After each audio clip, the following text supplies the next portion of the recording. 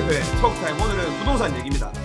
재개발, 재건축 이야기입니다.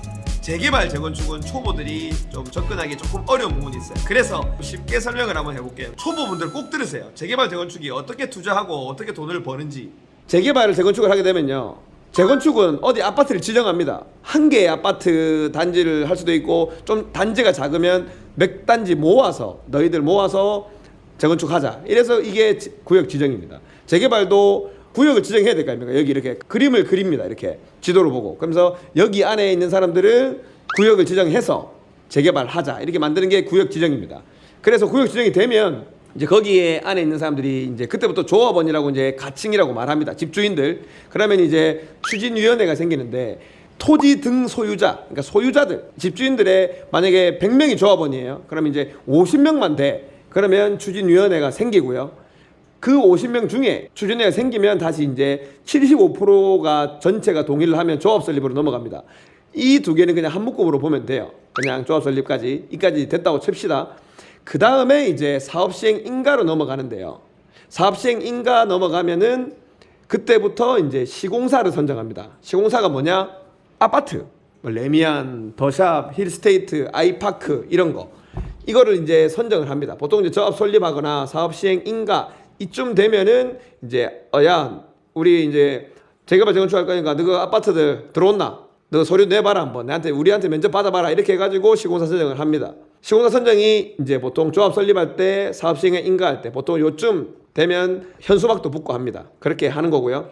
그리고 사업 시행 인가. 사업시행 인가 때 이제 뭐 교통 영향 평가라고 해서, 아파트가 원래 주택이 있던 자리에 아파트가 들어오고, 만약에 재건축이 100세대 있는데 갑자기 300세대가 들어오면 근처에 막 차가 더 많이 지나다닐 거 아니에요. 그리고 학생들도 더 많이 생길 거 아니에요. 그래서 학교도 더 생겨야 되고, 그런 거 이제 뭐 교통 영향 평가, 학교를 더 지어야 되는지 안 지어야되는지, 학생들 어디에 보내야 되는지, 그런 전반적인 거를 사업시행 인가 때 하고, 그러면서 감정평가라는 걸 합니다. 감정평가가 뭐냐? 말은 감정을 평가하는 게 아니에요. 내 집이 얼마짜리인지 공인된 업체에 내 집을 평가를 받는 겁니다. 감정평가 업체에. 재개발은 주택이 여러 군데가 있을 텐데, 이제 주택 하나마다 금액을 매겨줍니다. 이 집은 1억, 이 집은 1억 5천, 3억. 재건축은 좀 쉬워요, 감정평가가. 왜냐면 아파트니까 동호수가 정해져 있고 평형수가 거의 비슷하니까 재건축할 때는 감정평가할 때 큰 진통이 없는데, 재개발은 감정평가할 때 조금씩 진통이 있습니다. 이게 감정평가가 내 집값을 얼마인지 알려주는 게 감정평가입니다. 그리고 이때쯤에 이제 중개사들이 이제 이 땅 안에 아파트는 몇 동이 들어올 거고, 35평짜리는 몇 호실, 40평대는 몇 호실, 25평은 몇 호실, 이렇게 세대수도 정해지고 면적도 정해집니다. 이때 사업시행 인가 때. 그리고 이제 관리처분 인가라고 있습니다. 관리처분 인가 때 이제 뭐 분양을 할 것인지, 이제 조합원들이 둘 중에 하나예요. 나는 들어가서 살고 싶은 사람도 있을 거 아닙니까? 그러면 분양을 받을게. 아니다, 나는 야, 안 들어가 살란다, 돈 없다, 그냥 현금으로 줘. 그러면 이 현금 정산. 두 가지로 나뉩니다. 이거는 조합원들이 정하는 거예요. 그리고 이제 분양가도 분양 예상가, 일반 분양 예상가가 대충 나와가지고 이제 비례율이라고 나옵니다.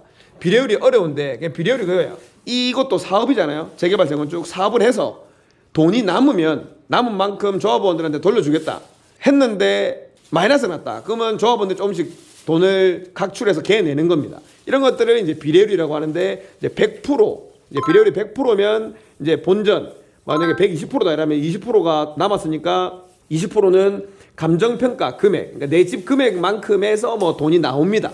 집도 받았는데 돈이 나와요. 이번에 부산의 레이 카운티가 비례율이 거의 뭐 200% 가깝다고 합니다. 200%면 어떻게 되냐? 내가 1억짜리 집을 가지고 있었는데 뭐 아파트도 가지고 1억만큼 돈으로 또 받는 거예요. 그러니까 어마어마한 거겠죠. 관리처분 인가가 되고 나서 집 다 허물고 철거하고 집 살고 있는 사람들 다 내보냅니다. 내보내고 이제 이주 철거 분양할 때 이주 비용이 나옵니다. 이주 비용이 이제 보통 감정평가 금액의 뭐 60%, 70% 업장마다 달라요. 그래서 내가 돈이 없는데 어떻게 이사를 갑니까? 그래서 이 이사 비용도 줍니다. 이 감정평가 한 금액에 따라서. 그리고 이때 이제 제일 후달리는 동호수 추첨을 합니다. 조합원들이 이제 뭐 누구는 뭐 몇 동 몇 호 이렇게 뽑아야 될 거 아닙니까? 그래서 보통 조합원들은 좀 좋은 걸 줘요. 좋은 걸 주는데, 좋은 거 중에서 이제 뽑기로 해서 몇 동 몇 호가 나옵니다. 한 번 동호수 추첨으로 인해서 몇 천만 원, 많게는 몇 억까지도 차이가 나는데, 이때 동호수 추첨을 합니다. 그리고 나서 이제 일반 분양을 하고 입주를 하고 다 살다가 나중에 다 정산이 되면 이 조합은 해산을 합니다. 그러면 아까 말했던 이 예상 비례율이 아닌 확정적인 비례율을 통해서 돈을 나눠 가지게 되는 겁니다. 어렵죠? 쉽게 얘기해 보려고 했는데. 그래서 여기에서 이제 나옵니다. 돈을 어떻게 벌 수 있는지. 구역 지정했을 때 프리미엄은 안 붙습니다. 프리미엄이라고 하는 것은 감정평가가 나오고 나서 내 집이 얼마짜리라고 딱지가 붙고 나서 거기 위에 프리미엄이 붙는 건데, 보통 사업 시행이 감정평가가 되기 전에는 그냥 집값인데 그렇게 하면 어려우니까 그냥 저는 처음부터 그냥 P라고 할게요. 처음에 구역 지정될 때 이때 시세가 한 1억 정도 했어요. 그러면 이 추진위원회가 생기면 평균적으로 요새 같은 20년, 21년 불장 같은 데 말고 평균적으로는 추진위원회하고 조합 설립까지 됐다 이러면 한 1억 2천까지 이 집값이 뜁니다. 그리고 이 사업 시행 인가가 되면 이 집값이 1억 2천에서 1억 한 5천까지 뜁니다. 그리고 사업 시행 인가에서 관리 처분까지 갔다 이러면은 이제 2억 이상 뜁니다. 그러니까 2억 이상 됩니다.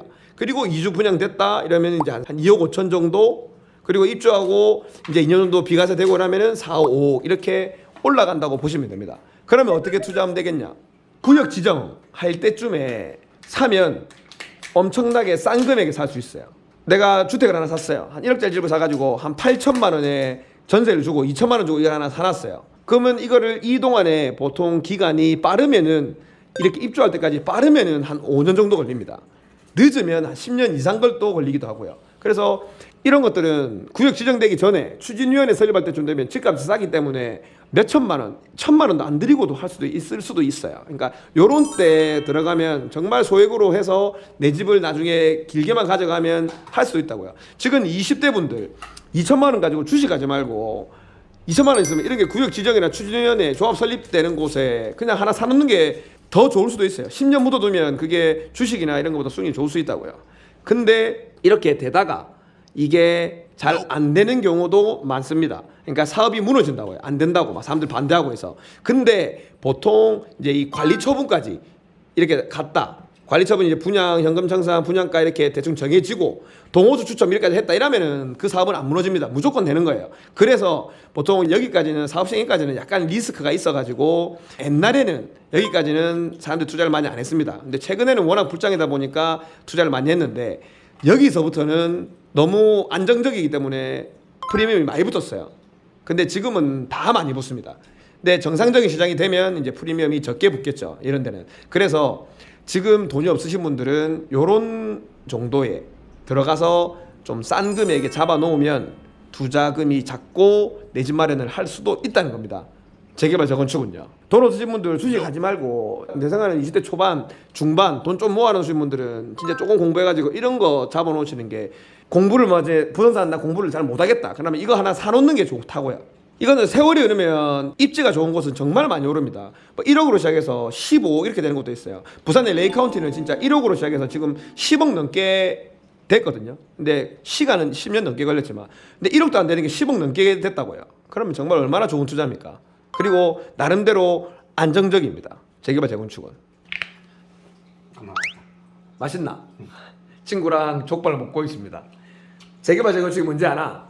옛날 집 새 집 만들어주는 거. 새 집 만들어주는 거. 투자해본 적 있나? 없어요. 재개발하고 재건축 차이나? 재개발은 거의 주택 위주고 재건축은 큰 단지 아파트. 초보는 아니네. 공부했네. 일단 이렇게 영상을 마칩니다. 재개발 재건축 투자가 되게 나름대로 안정적이고 종잣돈이 작은 사람들한테도 유익한 투자 방법이에요. 오늘은 재개발 재건축에 대해서 좀 길게 찍어봤습니다. 이해가 쉬웠나요? 정말 쉽게 하려고 노력했습니다. 감사합니다. 조론준비TV의 봉대표였습니다. 끝!